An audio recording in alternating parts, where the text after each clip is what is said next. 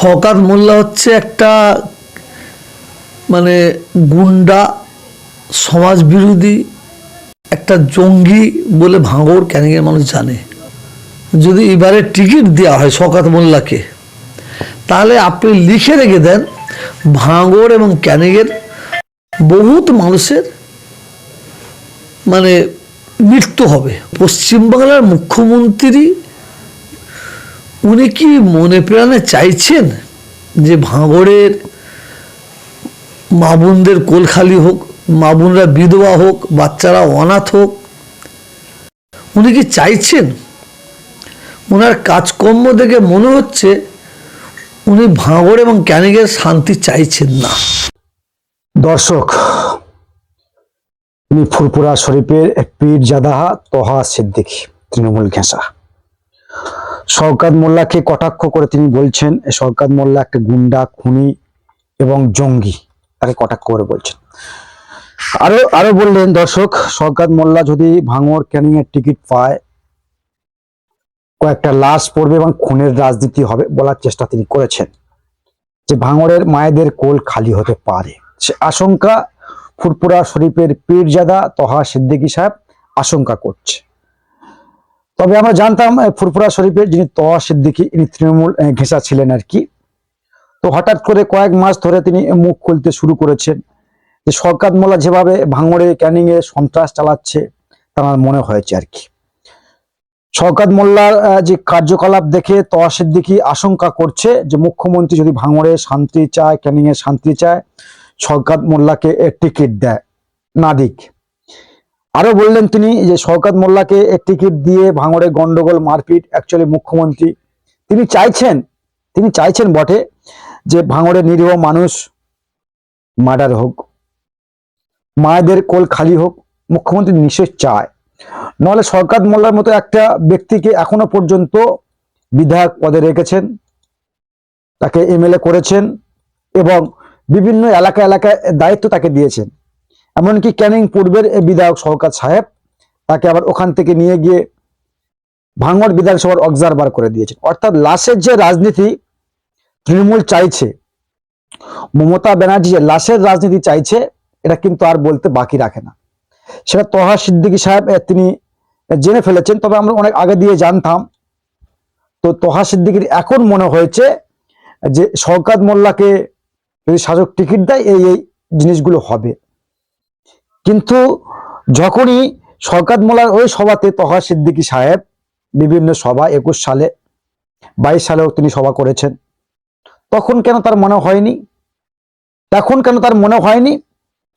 না হওয়ার কারণ রয়েছে দর্শক।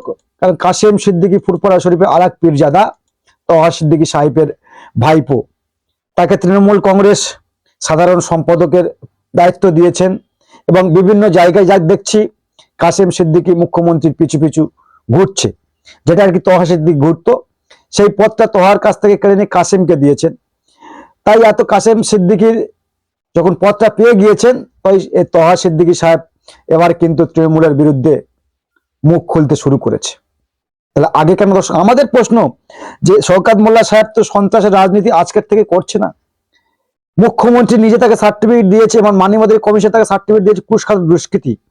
আর মুখ্যমন্ত্রী নিজে তাকে বলেছেন সরকার তুই তো বোম বাঁধিস আর বন্দুক নিয়ে থাকিস। তো এমন একটা সার্টিফিকেট ওলা মানুষ তাকে দলে রেখেছেন মাননীয়। নিশ্চয়ই তিনি চাইছে সংখ্যালঘু এলাকায়, আসলে ভাঙড় ক্যানিং এর পরিস্থিতি এমন, ওখানে সংখ্যালঘুরা না সংখ্যাগুরু, রাজধারা সংখ্যালঘু, ওখানে সংখ্যাগুরু। অর্থাৎ মুখ্যমন্ত্রী নিজেই চাইছে সংখ্যালঘুরা মার্ডার হোক, কারণ সংখ্যালঘুরা মার্ডার হলে সেটা তো সংখ্যালঘুরাই করবে। যেহেতু ভাঙড়ের সংখ্যাগুরু তারা, ভাঙড়ে মুসলিম পার্সেন্ট বেশি অনেক, তো এই মরবে মুসলমান, মারবেও মুসলমান, আর জেল খাটবে কারা? মুসলমান। রাজ্জাক খানের যে ঘটনাটি দেখেছি সেটা চাকরি দিয়ে তো সেটিং করে ফেলা হয়েছে। এ সমস্ত কথা কোনো মিডিয়াতে দেখাবে না, কোনো মিডিয়া বলবে না। ওই এক শ্রেণীর চাটুকারী মিডিয়া রয়েছে না, তারা কোনোদিন বলবে না। শাসকের ওই চটি ছেটে ঘোরে না কিছু মিডিয়া, তারা বলবে না। তো আমরা বলি, সত্য কথা আমরা তুলে ধরি, তাই আমাদেরকে বারবার দেখে দেওয়া হয়। কখনো আইএসএফ এর দালাল বলা হয়, কখনো বিজেপির দালাল বলা হয়। কমেন্ট সেকশনে গেলে আপনারা বুঝতে পারবেন। তো আমাদের বক্তব্য একটাই, তহা সিদ্দিকীর সাহেবের এখন চেতনা ফিরেছে? 21 সালে তার ভাইপো যখন দল তৈরি করেছিল, প্রার্থী দিয়েছিল, তখন তো চেতনা ফেরেনি। হঠাৎ ওই চেতনা কাসেমকে দায়িত্ব দেওয়ার পরে ফিরলো কেন? প্রশ্ন তো উঠছে। প্রশ্ন ওঠাটাই স্বাভাবিক। হয়তো তহা সিদ্দিকী সাহেব আজকের তৃণমূলের সাথে থাকলে, তার সঙ্গে থাকলে, নেত্রীর পাশে দেখা গেলে হয়তো এই সমস্ত মন্তব্য তিনি করতেন না।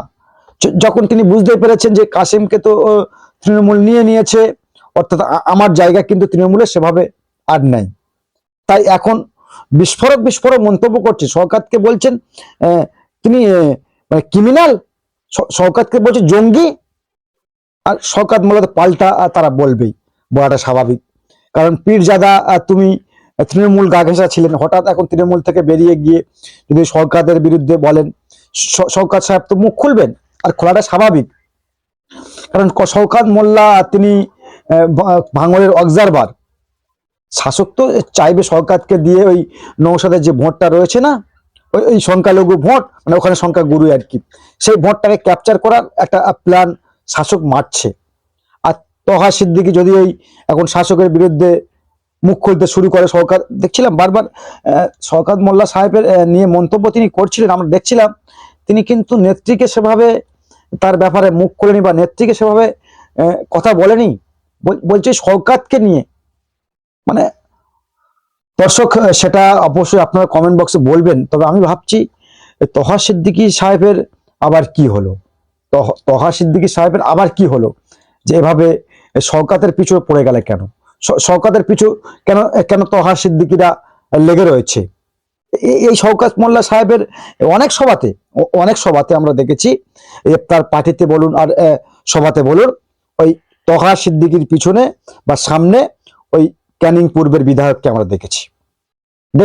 আবার শওকত মোল্লা এও তো বলেছে, তহা সিদ্দিকী সাহেব এও পর্যন্ত বলেছে, আমাদের কাছে ভিডিও রয়েছে, যে শওকত ভাই যেখানে আছে সেখানে কোনো বিপদ নেই, শওকত ভাইয়ের পিছনে তোমরা থাকবে, এরকম সব বলেছে। এই বেশ কয়েক মাস আগে। তো হঠাৎ এখন ওই শওকত মোল্লার বিরোধিতা করতে শুরু করে দিলেন। কোথাও তো একটা ঘাবলা রয়েছে, সেটা অবশ্যই সময়ের পরিবর্তনে আমরাও বলবো যে তহা সিদ্দিকীর কোন জায়গাটায় ব্যথা রয়েছে, হঠাৎ কেন শওকত মোল্লার বিরুদ্ধে মুখ খুলছেন, কুছ তো গড়বড় হে। আমরাও বলবো দর্শক। তবে দর্শক যা বলার কমেন্ট বক্সে বলবেন, চোখ রাখবেন আমাদের চ্যানেলে, আর ভিডিওটা ভালো লাগলে শেয়ার করবেন।